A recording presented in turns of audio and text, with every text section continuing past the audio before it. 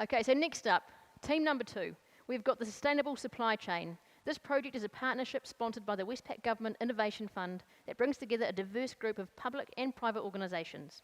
It's powered by a project team from the Ministry for Business, Innovation and Employment and the Sustainable Business Network, who are working to support SMEs in Aotearoa to support them to understand sustainable procurement, their values, and take action to make their supply chains more sustainable. Please join me in welcoming Holly Norton.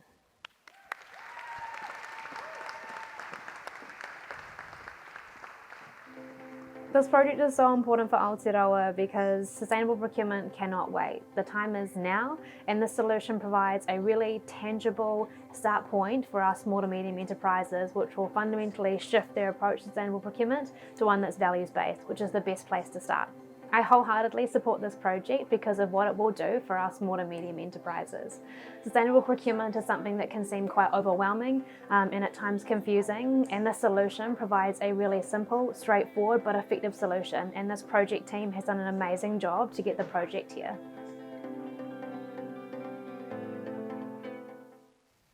Kia ora, thank you so much for that, Alice. Kia ora koutou, ko Holly tuku ingoa.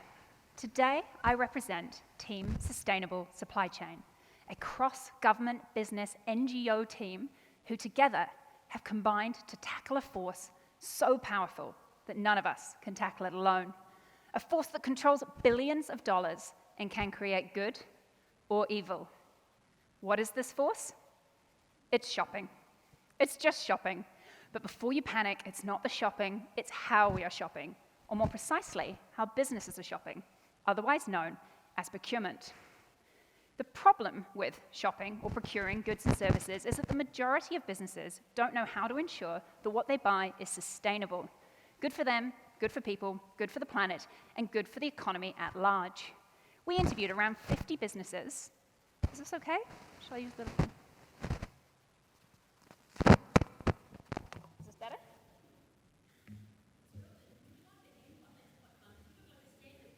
Like a mover person? Yeah, I mean, I could cheat if I was here, but... All right, okay, well, do you want to stand there? I'm cool here. Okay, okay. Cool, thank you. I'll go. Thank you, Officer O'Leary.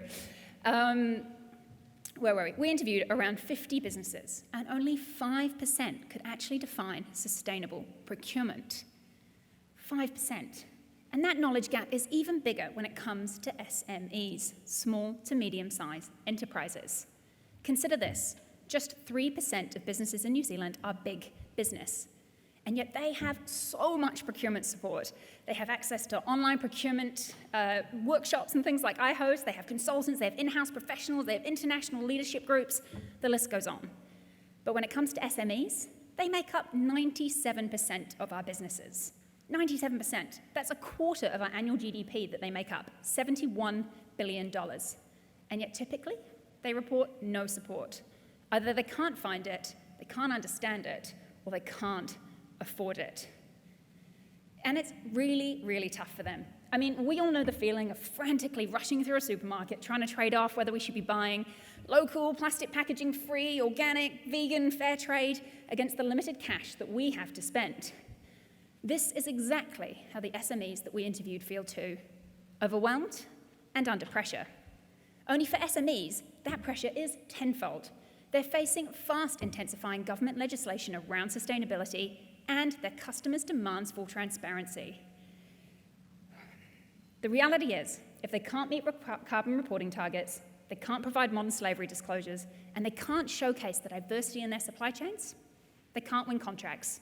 They lose customers, they can't trade globally, and they are not future-proofed to survive.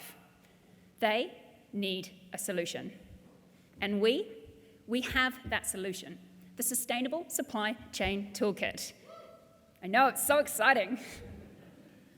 It's a fast, free, easy-to-use tool which simply helps a business diagnose its sustainable procurement needs, sets out the actions that they need to take, and importantly, connects them to the ecosystem of support out there that can actually help them take these actions. Let's take a quick look at how this tool could work for Tarina, a real business owner we interviewed about her Christchurch cleaning company. Now, Tarina, like many businesses, wants to expand her operations.